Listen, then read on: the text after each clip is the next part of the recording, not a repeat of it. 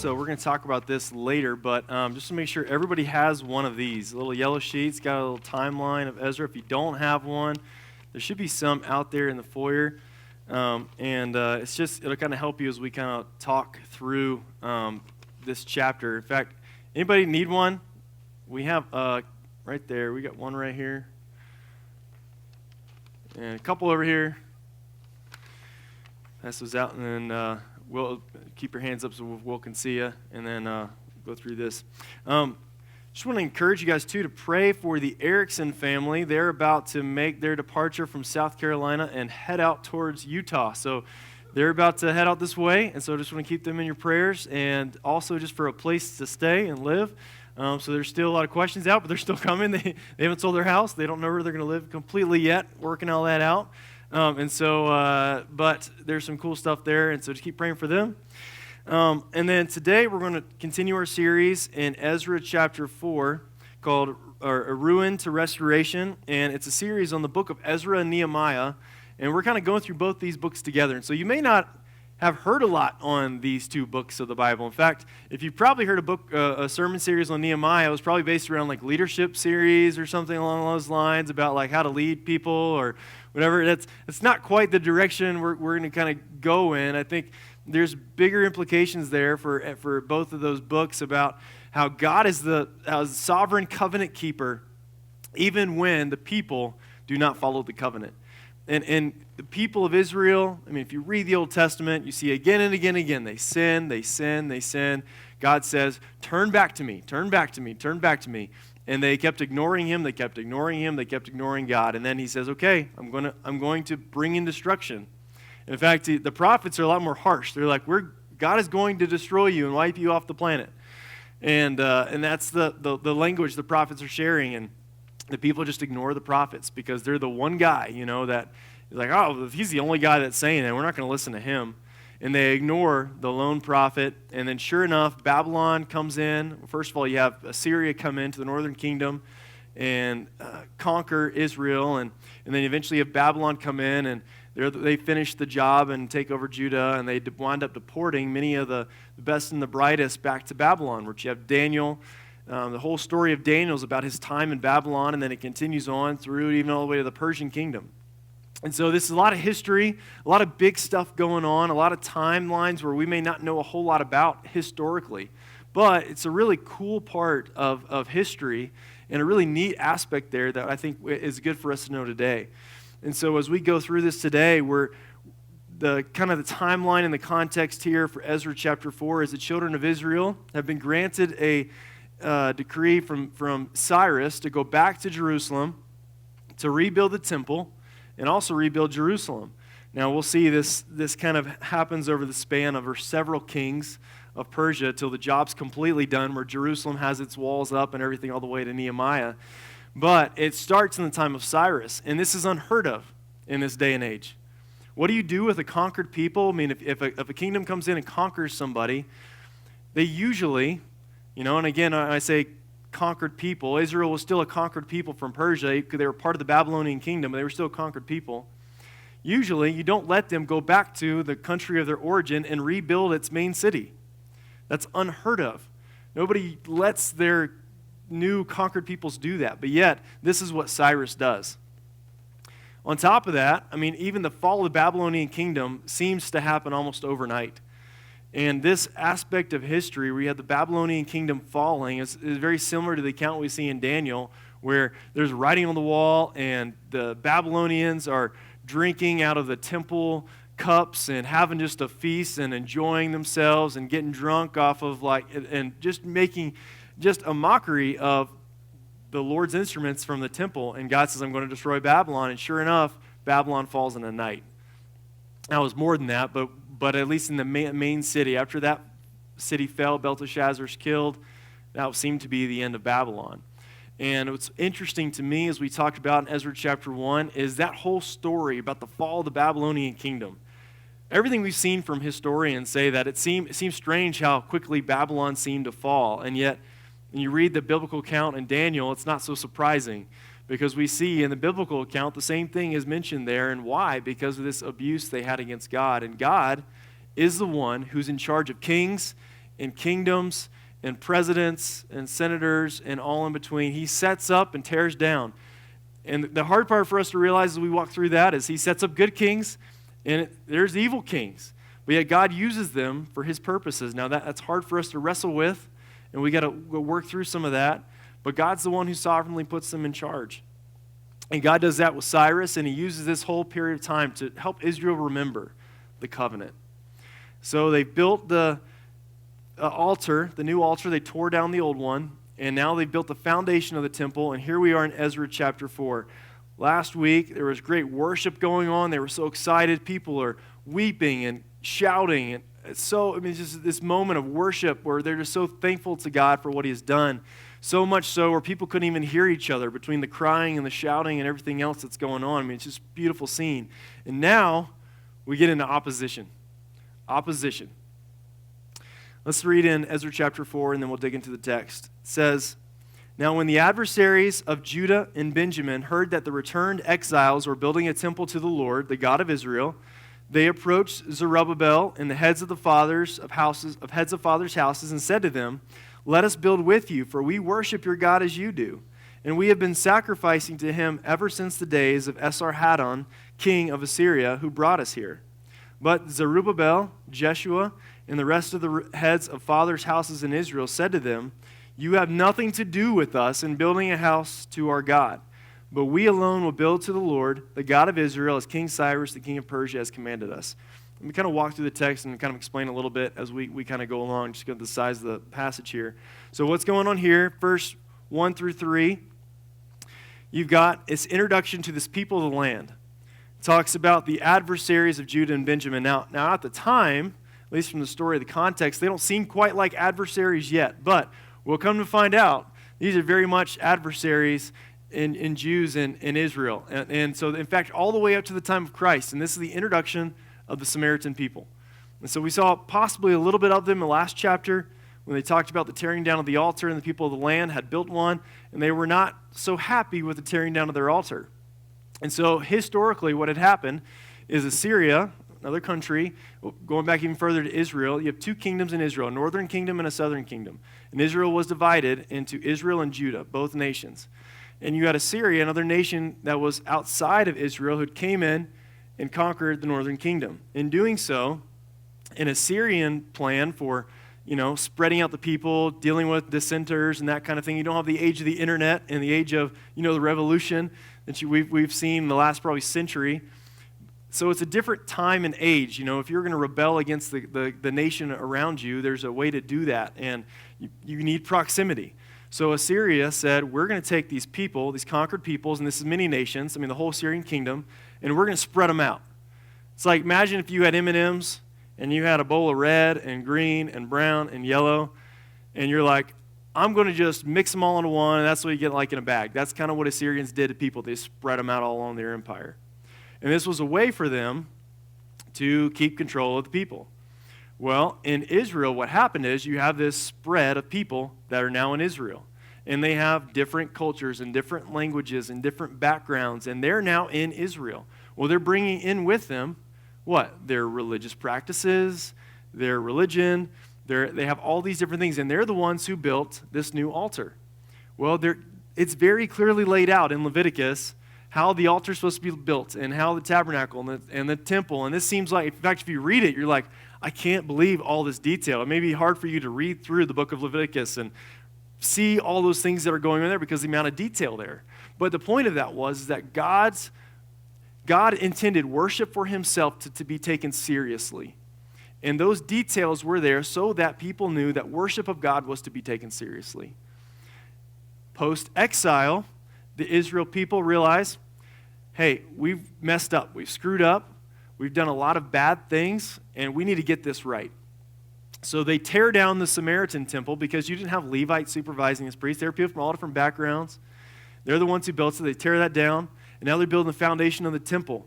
And this group of people, who are not quite adversaries yet but will be, they hear that they're going to be building a temple to the Lord. And they're like, oh, temple, hey, that sounds good. So they come up to the heads of the houses and Jeshua and Zerubbabel, and they go, hey, we want to help you build this temple too. come on, you guys need the help. I mean, you didn't bring a ton of people with you. You need the help. Let's build this temple with you. So they say they're going to build the temple, and then in verse 4, and then at the end of verse 3, but Zerubbabel, Jeshua, and the rest of the heads of the fathers' houses in Israel said to them, you have nothing to do with us in building a house to our God, but we alone will build to the Lord, the God of Israel, as King Cyrus, the king of Persia, has commanded us. All right, this seems a little cold. You're reading this statement in the Bible verse in the Bible, and you're like, why in the world would they tell them to go away and not help us? Don't they need the help? Why would they not have them part of the help and the work? Because they were trying to make sure that they had the covenant with the Lord pure. And there was a specification around that you had to be Jewish. You had to be a Levite to supervise the temple work. You couldn't just be anybody. And you see in the last chapter, the Levites were supervising the work. They were the general contractors to the foundation of the temple. The Samaritans that wasn't their job to be helping with that aspect of it because God had laid it out very clearly. Now, we'll get in the implications here in a little bit. But the point is, the exclusivity of the covenant was important to Israel. That the covenant means that there were some who were in and there were some who were out.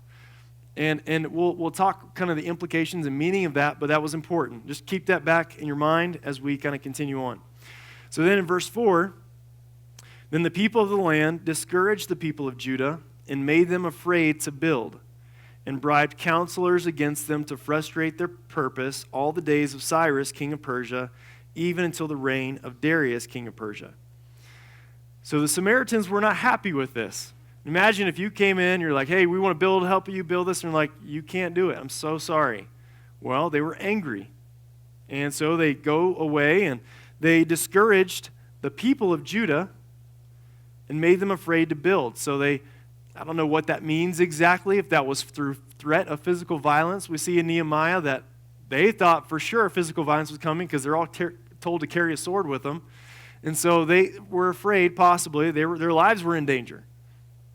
On top of that, they bribed counselors against them. So these probably were Persian counselors who were in the government and said, you shouldn't be supporting them. Do what you can to avoid, helping these guys out. We'll give you a little bit of money. Don't help these guys as much as you want to.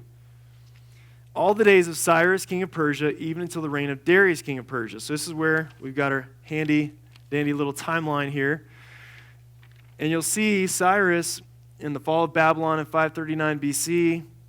You see the edict of Cyrus in Ezra 1:1. And the return to Jerusalem with Zerubbabel in Ezra 2:3. And I didn't throw a ton of dates on here, but you've got another guy, Cambyses, who was there, and not a whole lot on him. We don't see any of him in the biblical account, but just means he probably didn't have a big role in, the Ezra account, Nehemiah account. And it says all the way to Darius. So this time period is probably, 100 years or so. It's a long time between for those three kings. And I mean that's probably the end of Darius's life, and even to the next king, beginning of Cyrus's reign. Long time period. They were frustrating the Jews ongoing. This wasn't just a one and done thing for them, but this was like an adversary that you're dealing with every day of your life. And not only that, but they live with you. They're your neighbors. They're the people you work with. They're the people who are always around. And these are the people who hate you. All because they didn't let them build the temple. All right, so opposition comes in. Big deal. In fact, if you go all the way to the New Testament in the time of Christ, and you see what happens when Jews would go down south, they would avoid Samaria because they didn't want anything to do with the Samaritans. That's how bad this feud ran. It ran all the way into the time of Christ. And we realized later that the feud became so much that it was not a point of being biblical and truthful to the covenant, but it became more of a legalism and hatred towards a people, which that is not good. And so we're going to talk about some of those nuances here in a little bit. So now we've got in verse 4 and 5, we see this from Darius. And then in verse 6 to 23, this kind of section of Scripture seems to be a little parentheses. So if you can kind of take verse 6 and 23 and say a little parentheses, it almost is like going in to explain this feud in more depth of how long it goes into and the things they deal with. And so that is what this timeline is for. And so I want to talk a little bit about this. You've got Cyrus, Cambyses, Darius. Then you see Xerxes. Xerxes is also Ahasuerus in the Bible. This is the time of Esther. So Esther is the queen who Xerxes is enthralled with, and she's a Jewish queen. And the whole story of Esther, which we went into last year, of this people of Israel, and they're in Persia, and there's this Amalekite guy, and he hates the Jews, and he wants to destroy them all. And Esther stands up, and they have this big event happen. It's almost like a play. I mean, it's just so beautifully written, of just what had happened. It's a great turn of events, and Esther stands for her people, and Haman and his people all get wiped out instead of the Jews getting wiped out. It's this kind of crazy turn of events, great story. And then you have Artaxerxes, and he's kind of the next guy, and this is where you have the return of Ezra and then Nehemiah during his reign, his time as governor of Judah. So anyways, all this to say, this is what's going on in the next several verses. So in verse 6, let's look down at that. And in the reign of Ahasuerus, in the beginning of his reign, they wrote an accusation against the inhabitants of Judah and Jerusalem. Remember, this is Xerxes. In the days of, so this is a kind of a little cryptic. We don't know a whole lot about what this accusation was, but we know there was an accusation made. Then in verse 7, in the days of Artaxerxes, Bishlam and Mithridath and Tabeel and the rest of their associates wrote to Artaxerxes, king of Persia. The letter was written in Aramaic. Aramaic was the language of the Samaritans, kind of a Assyrian, Hebrew amalgamation. It's a new dialect. Jesus spoke Aramaic as a common language of the people later on. And translated, Rahum, the commander, and Shimshai, the scribe, wrote a letter against Jerusalem to Artaxerxes the king as follows. Rahum, the commander, Shimshai, the scribe, and the rest of their associates, the judges and governors, the officials, the Persians, the men of Erech, the Babylonians, the men of Susa, that is the Elamites, and the rest of the nations whom the great and noble Osnappar deported and settled in the cities of Samaria and in the rest of the province beyond the river. So again, he's addressing all these people, and he says, this is a copy of the letter that they sent to Artaxerxes the king. Your servants, the men of the province beyond the river, send greeting. A little flattery in a letter is always a good thing when you write a letter to a king. Be it known to the king that the Jews who came up from you to us have gone to Jerusalem. They are rebuilding that rebellious and wicked city. They are finishing the walls and repairing the foundations. Now be it known to the king that if this city is built and the walls finished, they will not pay tribute, custom, or toll, and the royal revenue will be impaired. So they write an accusation.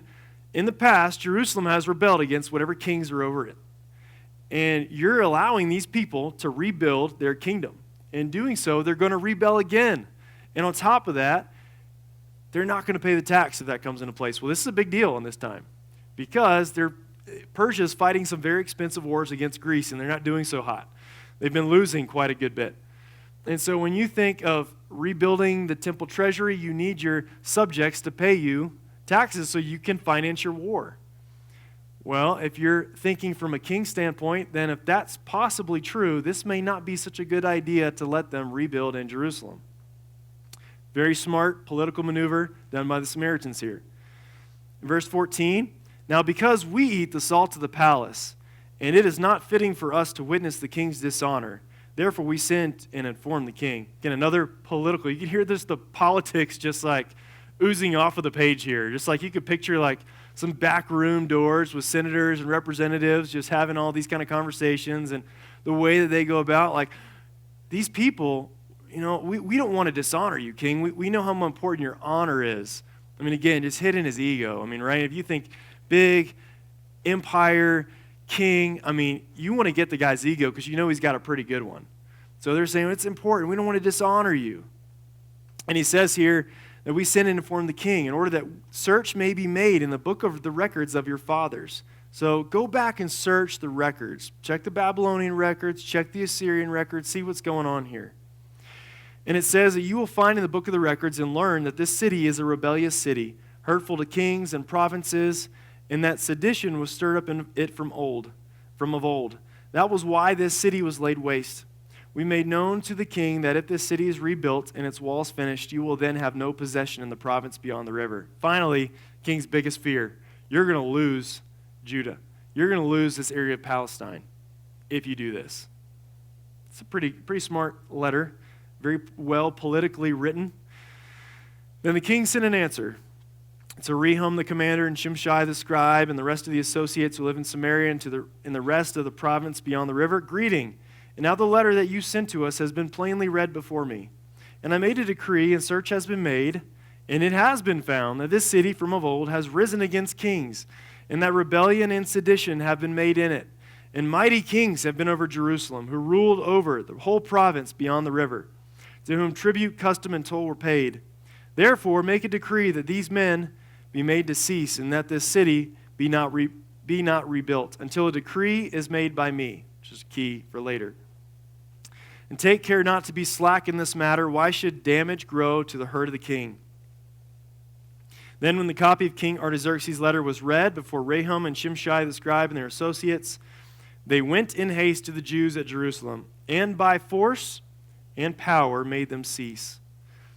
So again, that's the end of the parentheses. What they do is, king says, okay, you're right, stop the work.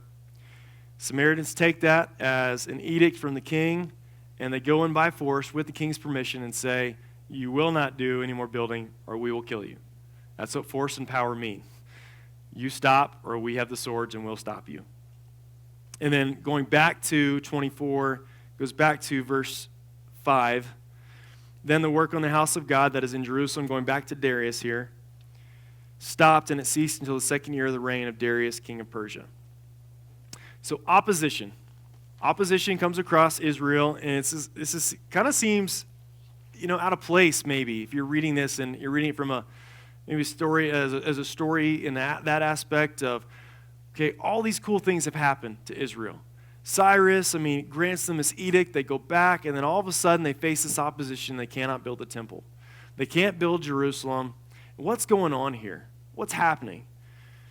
Well, the first thing I think we see here in this text that I think is we can apply for us today is the importance of exclusivity.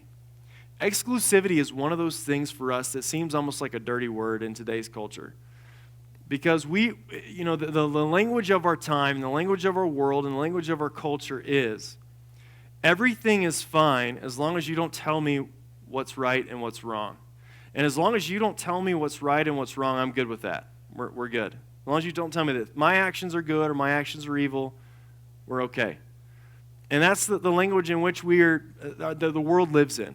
And by the way, that shouldn't scare us. That shouldn't make us think like, oh man, have you seen what's going on? What's happening in the news? What's going on here? What's going on here? Shouldn't surprise us. Because the world's going to act like the world. Right? And we should not be surprised when the world acts like the world. But we as a covenant people of Christ, this is where it's important for us. Is when we see the world's values and we see this is the direction the world's going in, we need to make sure that we not say, we want to import this so that the world around us will be more accepting of who we are. That's the danger, and I think that's also a tricky balance here. Because here's the struggle, and it's happened with Israel. Exclusivity to the covenant is important. That's why as a church, we value membership, and what the point of membership is church membership, is that we'd say those who come in to join our church as a member of our body, we put a lot of emphasis on that. We want people who, one, that they believe in Jesus Christ as their Lord and Savior. They truly have a relationship with Him, or have made that profession of faith, that they're comfortable with saying, yes, I identify with you in baptism and as a symbol of that. And they say, yes, we're on board with what you're doing as a church. And they say, yes, okay, join. But there's a reason for that, because as members, we do things like affirm who our pastors are going to be. We vote on the budget every year. We do these things all at once. And so there's a point where there's an inside and outside of that. And we take that seriously. Exclusivity is important. But on the flip side of that, what happened with Israel later is Israel had trouble with the Samaritans, right? They still, in the Pharisees, they didn't want to use the story of the Good Samaritan. The Samaritan, this great story in Scripture, talks about this guy in a ditch, and it's a Jewish guy in a ditch, and who passes him? All the religious guys pass him. the Levite, the Pharisee, and then this lowly enemy Samaritan comes along, right? And you think, okay, this guy's going to like spit on him. But instead of spitting on him or kicking him while he's down, the Samaritan picks him up. And he carries him to a hotel, and he pays for his health and stay and takes care of him. And it's this whole twist in what Jesus is trying to say to the people of Israel is we shouldn't have this hate in our hearts towards people because we think of them as enemies. And we should have the love of Christ there. And realizing this doesn't really affect us in the same sense of war or other things like that, but he's talking in the sense that as Christians, as a church, our heart should be for the love of Christ that would pour through us. There's even people that absolutely hate our guts, that we would want them to know Christ, that we would have compassion on them. And there's this point of saying, yes, we're exclusive, that only those who believe in Jesus Christ and hold to him alone for salvation can join in that sense, but at the same time, we have love for all people. And the tricky part with that is that we usually tend to lean one side or another. We usually lean to this side that says, you know, I just want to make sure that we're loving all people, and so we want to just make sure that everybody has an opportunity to kind of come in and join. And I hear the heart behind that, and that's a very noble gesture and a good heart there. But at the same time, you're not showing that person true love there, because the point of what we believe, if Christ truly is the only way to salvation, if we truly believe that, John 14:6, Jesus says, I'm the way, the truth, and life, and no one comes to the Father but through me. One of the most unloving things that you can do is tell somebody that they're okay with what they believe and what they're doing. If we really believe that Jesus Christ is the only way to salvation, then one of the most unloving things that we can do is tell people that they are okay. That's a hard thing for us in today's culture. I'm not gonna make any oversimplification. That's easy. That's not easy. On the flip side of that, when you say that to somebody and do it with love, because it's very easy for us to see them as enemy combatants, that we are out to fight and beat down and punch into the ground. But we do this out of love for them.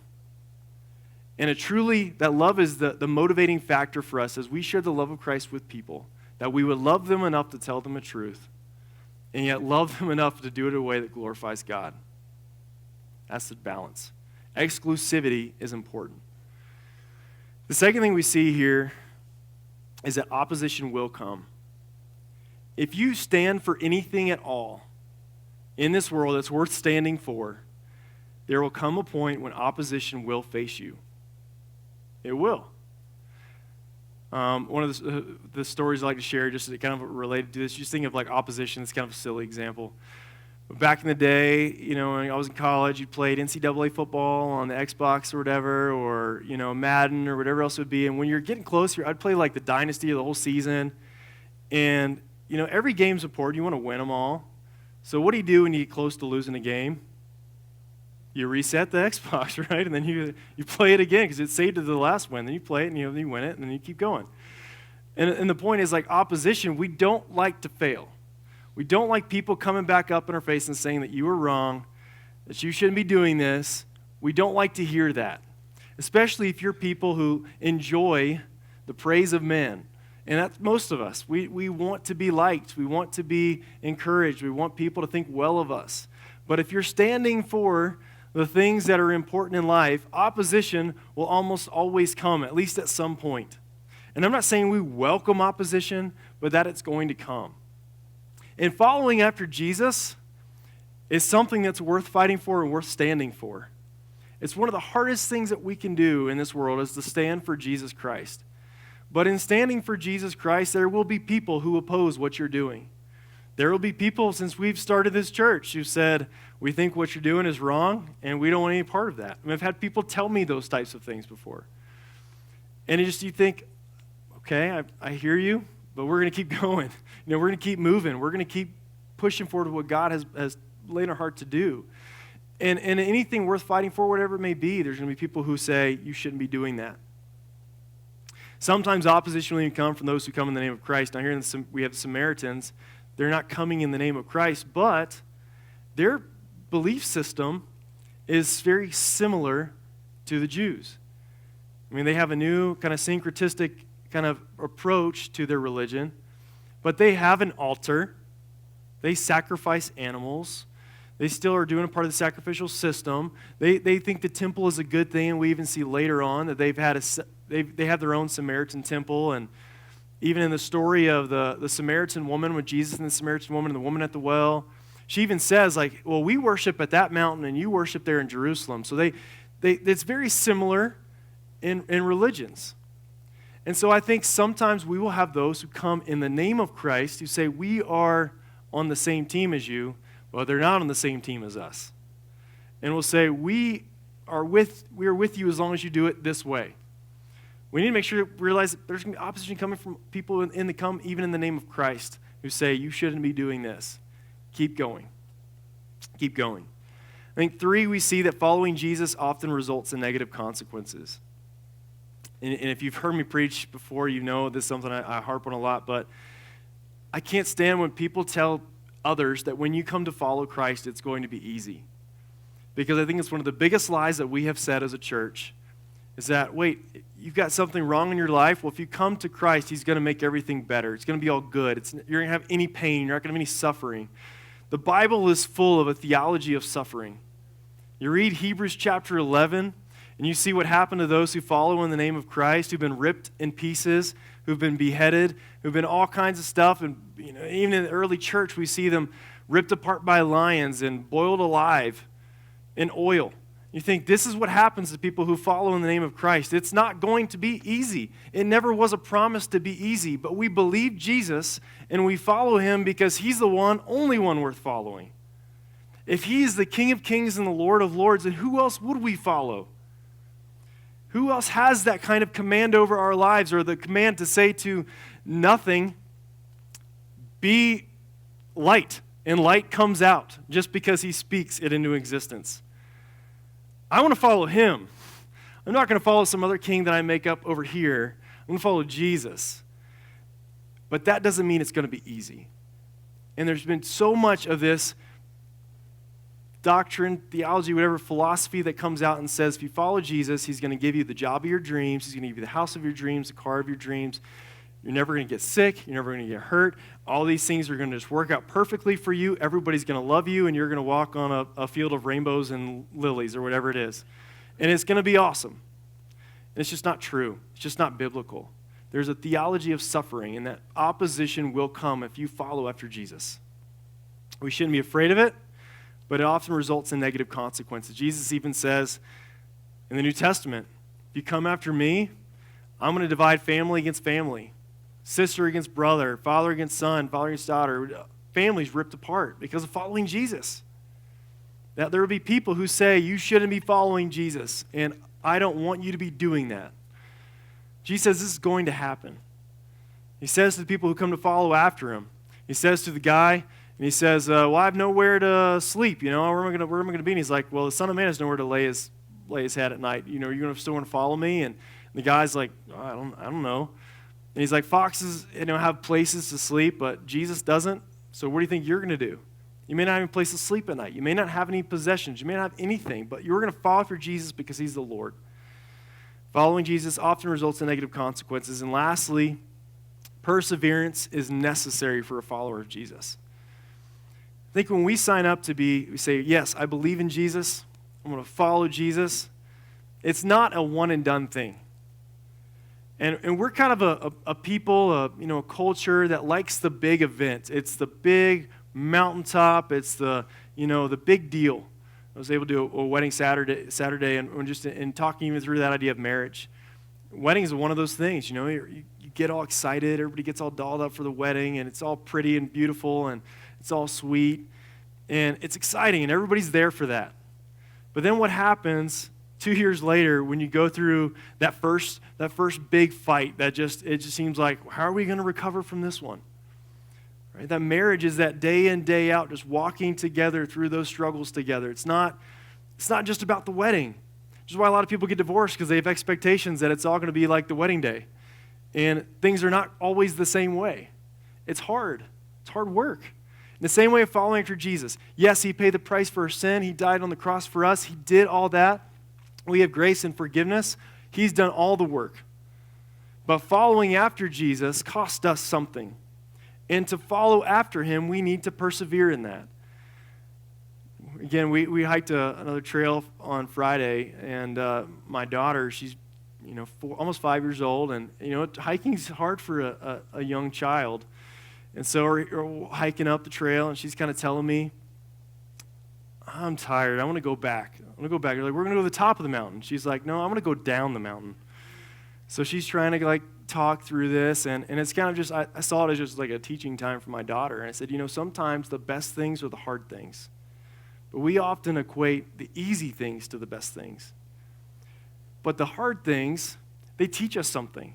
They show us something. And when you persevere in following after Jesus, what it shows me is, one, I'm not as good as I think I am. I'm weak. I'm broken. And because of Christ, is all the good that I have, it's all because of Jesus. Nothing because of me. It makes you think through those things. And if you've done anything that's hard at all, you realize that the value at the end of that after all that work into that, you see what God has done, or if it's not spiritually, if it's just a thing that you've done or put a lot of work into, the value at the end. The cool thing of Waterfall Canyon, you get to the very end, right? At the very end of Waterfall Canyon is this beautiful waterfall. And it's just gorgeous. And you're like, man, this is cool. This is really cool. And so you get to hang out there, and on the way back down, I was asking Gia, I said, what's your favorite part of the hike? I said, is it going up or going down? And she said, the top. I said, the top. Because that's where the beautiful view is. And I think for us as Christians, right, we're not living just for tomorrow or just for today. But this is for eternity. At the top. And we're not trying to walk up the mountain. We don't have to walk it up. We're not achieving that. It's all Jesus.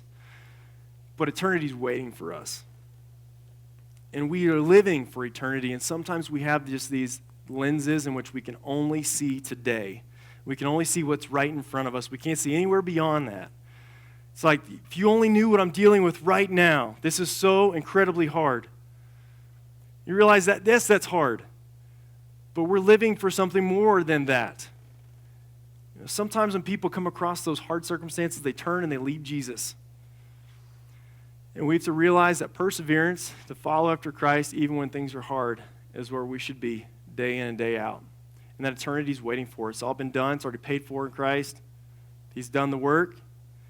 And we get to wait to reap that reward and to be with Jesus forever. I mean, we're just thinking that that's the ultimate goal, that he's the reward. We get to be with our King and serving him forever. It's such a beautiful picture. It's the waterfall at the end of the hike. And I think for us to remember, as we see even here, the children of Israel, it was 100 years from Cyrus to the end of Darius' time, but really, if you think over the whole span of this, I mean, it's almost really a couple hundred years for even all the kings and the whole time of the Persian kingdom. I think it was 200 years. It's a long time frame, and even beyond that, you had the exile, Babylonian kingdom, all this time, perseverance through exile. And I think for us to remember, even in a world around us that may not welcome Christianity into it with open arms, don't be surprised by that. We should expect it. But live for Jesus. Live for Jesus for you, your family. As Joshua says, for me and my house, we will serve the Lord. We'll serve the Lord. Live for Jesus. Follow after him. And we realize that Jesus is our King. He's the reward. He's the one we're doing all this for. Let's pray.